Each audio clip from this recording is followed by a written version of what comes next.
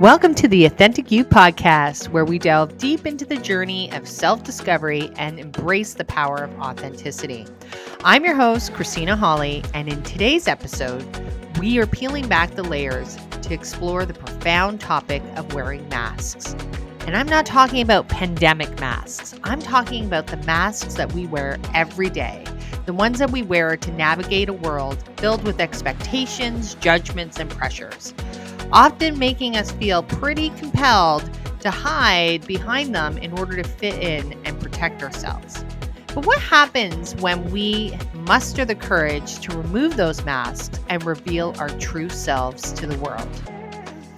Today, let's explore and find out as we learn to start to lean into our own personal authenticity. The masks we wear can really vary depending on our cultural or societal or even individual factors, but they all represent the same, in which men and women feel some sort of pressure to conform to certain expectations. And when they do, they hide aspects of themselves that don't align with the traditional gender roles. And today, I really want to focus on the three types of masks that women tend to wear. One would be the caregiver, the second would be the perfect woman, and the third one would be the superwoman mask. And all these masks really illustrate the complex and often contradictory expectations placed on women in our society, highlighting how they may feel pressure to conform to a narrow definition of femininity and sacrifice their own well-being in the process. We wonder why we are struggling so much. It's these masks that we have been putting on ourselves for a very long time that may no longer serve us. So I ask you this as we go through these definitions: which masks do you identify with? And are they really working for you? Okay, the first one we're going to talk about is the caregiver mask. This mask is because females are often expected to be the nurturing and caring ones for everybody else. They're always putting their needs before everyone. So they're really on the back burner. They may feel pressure to be selfless or accommodating, even to the expense of their well-being. There's a saying out there about, you always want to pour from a full cup, right? A full cup is like full energy and feeling as though you have a lot to offer. But this caretaker mask is really setting you up to pour from an empty cup, which is only going to lead to burnout and emotional exhaustion and not feeling appreciated. It's because the mask of being there for everybody else emotionally is really to a detriment. And we understand why this mask is on. It's a part of the gender role expectations that we've grown up with, that this is what women do. But if they're doing it to the point where there is negative impact on them, then that mask may not be serving you the same way. The emotional part around supporting others and neglecting your own needs is very dangerous. And you actually can put down the mask and still be very supportive, because as long as you're not hiding where you are emotionally around it, if you have resentment or you're frustrated or you're on the verge of burnout, that is a sign that this mask is not serving you well.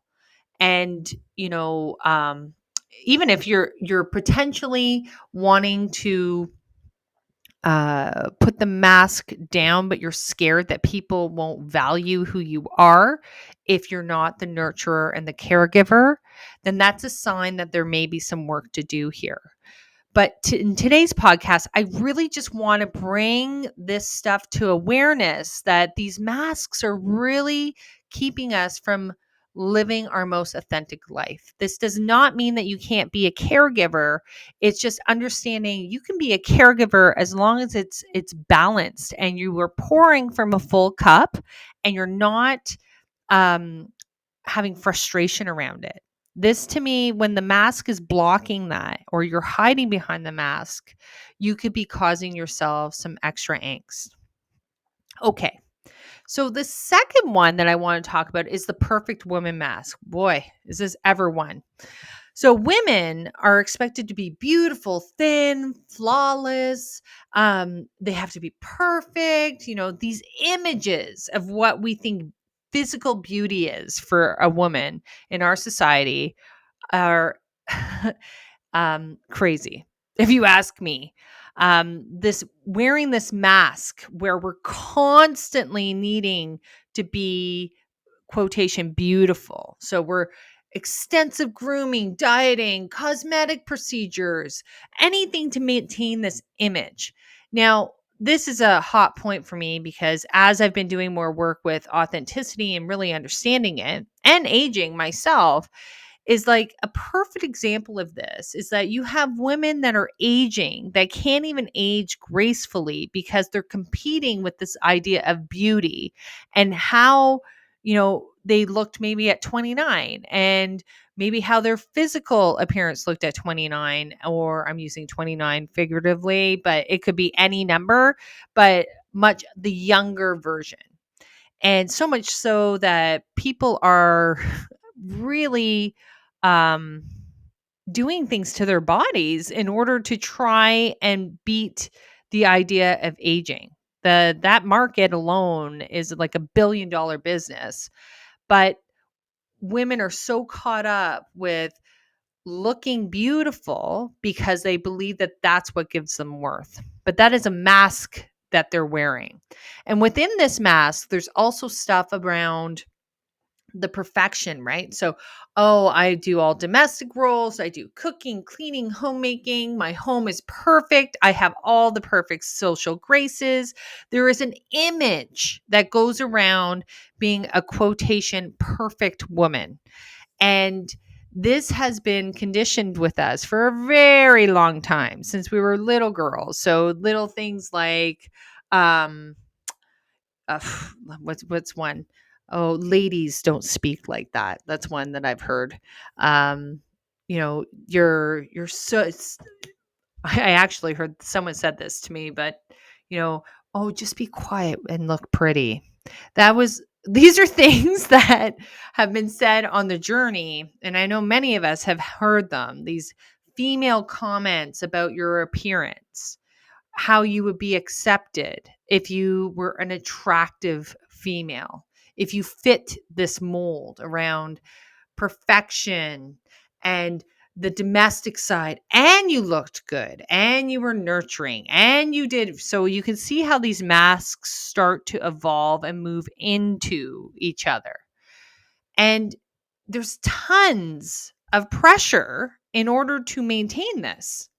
And those that aren't wearing the masks actually may feel shunned, shamed, that they can't fit into what the societal norm is, which is ridiculous. And this is why these conversations are so important.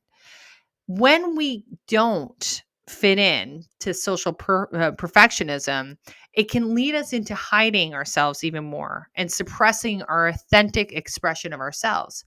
Like maybe it's not attractive. Maybe if I looked a certain way and I walked a certain way, it's not accepted. So, what that does is cause extra shame or judgment and all that negative stuff, that negative self-talk, all that stuff in there that we cannot have for females.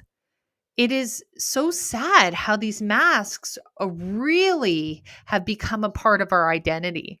And that doesn't necessarily mean that it is working for us. I think we really just have to be honest and start to see like, wow, there is tons of pressure for me to keep a perfect home. There's tons of pressure for me not to put weight on after I've had a baby or even as you age.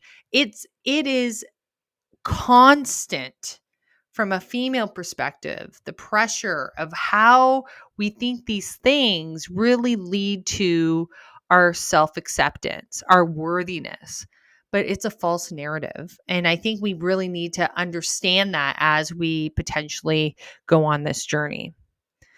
So, the last one I want to talk to you about, and this one really resonates with me, is the superwoman mask.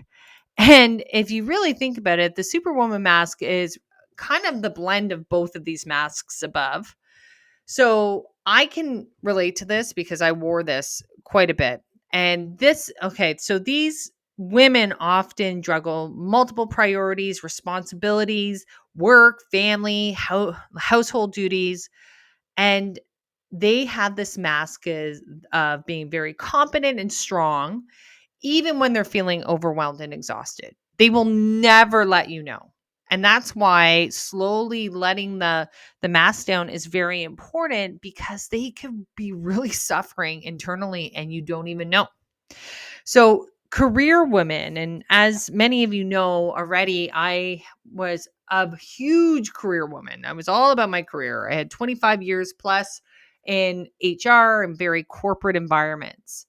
And there's this pressure that you can do it all, right? Oh, I can raise my kids, I can juggle responsibilities and all these projects at work, and the pressure of like, oh, okay, making it sure that everyone is happy, that there's a balance. But I'll tell you now, from my personal experience, it's an unrealistic expectation. You can't be everything to everyone. And when you start to understand that, then you start to provide yourself some space to really focus in on one area at a time in order to be more effective, like really show up for your kids. So, if I had work meetings, I can't, that are late at night, that are near bedtime. I was telling myself before, but it's okay. I'm balancing out that, no problem. I'm here. I'm still at home and I'm working, but I'm not really there. I'm not. They kind of took me away from that, right? So it's more like I'm sitting in the same room, but I'm not really with you. But superwoman masks makes themselves believe that they're totally, I have my kids here and I'm working at the same time. Something's got to give, but they're so strong, then determined to wear this mask of competence and achievement, that they want to make sure that everything looks effortlessly successful in all areas of their life. But the reality is, it's not real. And I would say only when I started doing this authenticity work that I even start to realize it, because I bought into all of this stuff. I was like, "Oh yeah, I'm super mom. Yeah, you need another thing? No problem. I'm there." I felt as though I had purpose around this mask. But this mask really can be heavy to wear, and it's very hard for the superwoman to ask for help. They're all about self-sufficiency, right? I can do it. I can do it all. And they have a hard time asking for help because it could be perceived as a weakness. But the reality is that's not true. Who came up with that idea? So those are really three top female masks that I think all of us have been impacted in some way or form. But the first part is really about bringing awareness to this. And the second part is really understanding why we may not be taking these masks off. One reason can be fear of rejection, fear of feeling as though if people see other sides of you, or that you may not like certain things, or you may not agree with things the way that you did before, that they won't accept you. That's not necessarily true. But the fear can be so strong, and that you've been wearing this mask for so long that you've been so accustomed to hiding those aspects of yourself. But it's something to be mindful of, because it's inhibiting your overall growth, and it could be adding a lot of extra internal stress that you don't need. So another reason would be the vulnerability of, like, for people to really see you, to see your true thoughts and feelings, to see when you're feeling maybe a little uncomfortable, or, where you've been hurt in the past. I struggled with this one, and I've come to realize with the superwoman mask, vulnerability was a no-fly zone. But the reality is, because superwoman mask is all about strength and not showing that anything really impacts you. And in my particular case, I came to realize there's such strength and vulnerability, and being able to inspire and show others, your true thoughts and feelings, because then we're not masking, and then we can really start doing some great things. uh, Once I started personally putting down that mask a little bit, I could really start working in this space.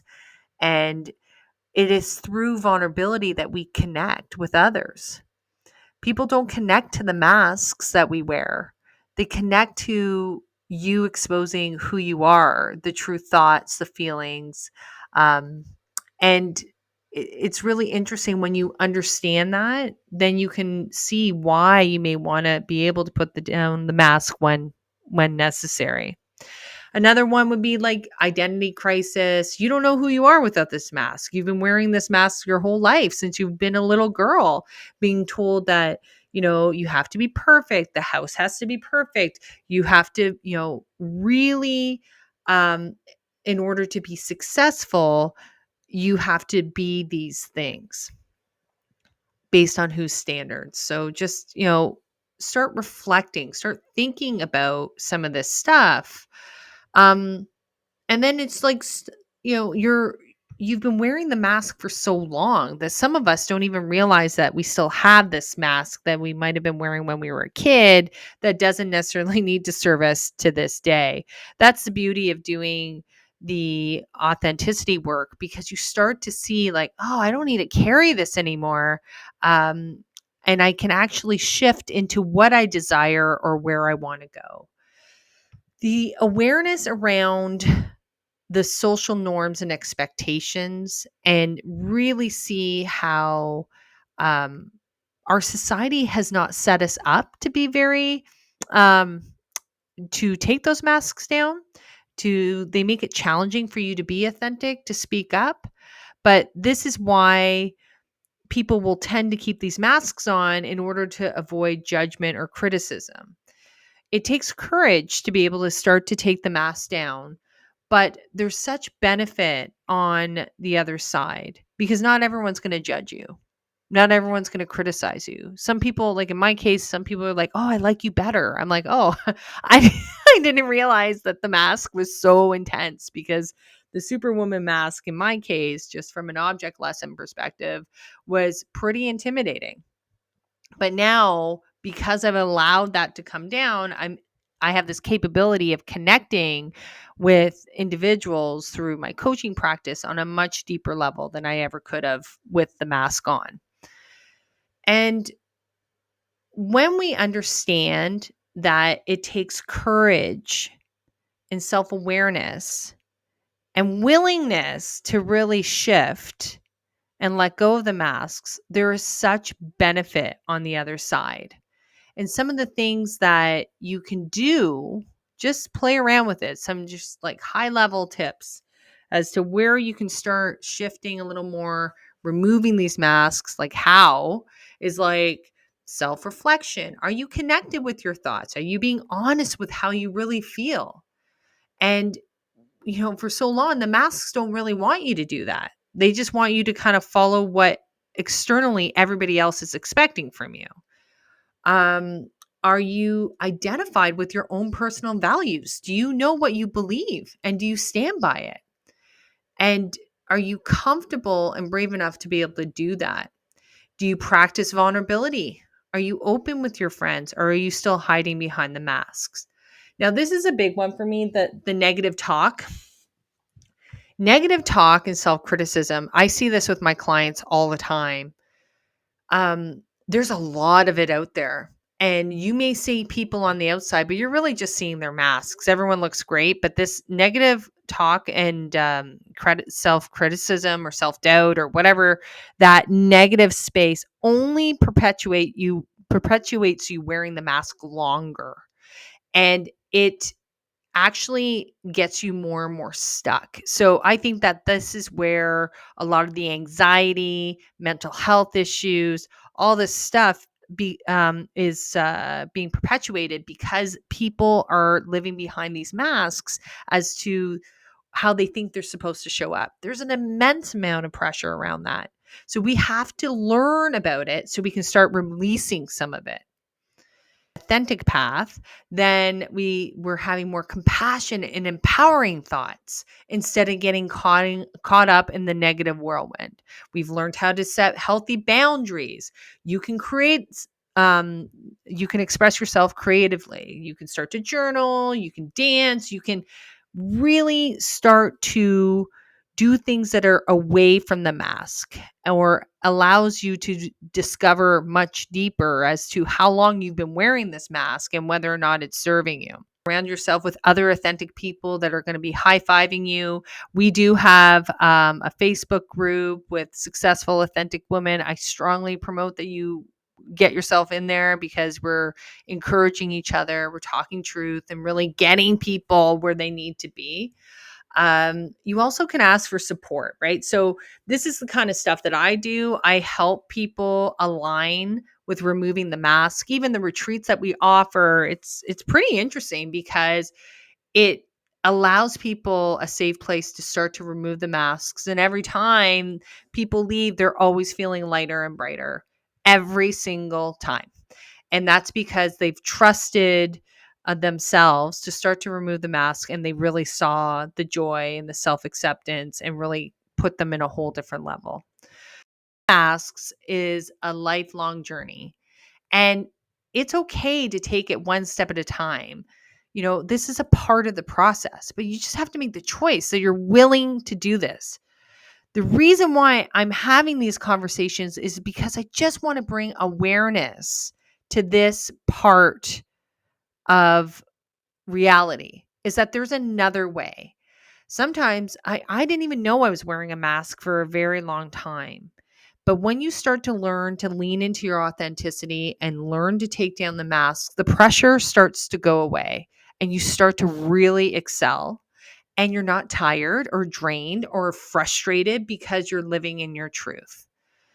I want you to take the courage, embrace your strengths, acknowledge your vulnerabilities, and celebrate the beauty of your individuality and really start to go on the explore.